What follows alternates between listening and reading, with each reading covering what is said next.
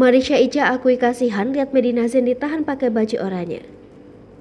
Marisha Ica merasa kasihan ketika pertama kali melihat Medina Zain mengenakan baju tahanan berwarna oranye. Seperti diketahui, Medina Zain kini ditahan di rutan Polda Metro Jaya akibat salah satu laporan Marisha Ica terkait pencemaran nama baik. Meski tengah berseteru, Marisha Ica mengaku sedih dan kasihan mendengar kabar penahanan Medina Zain.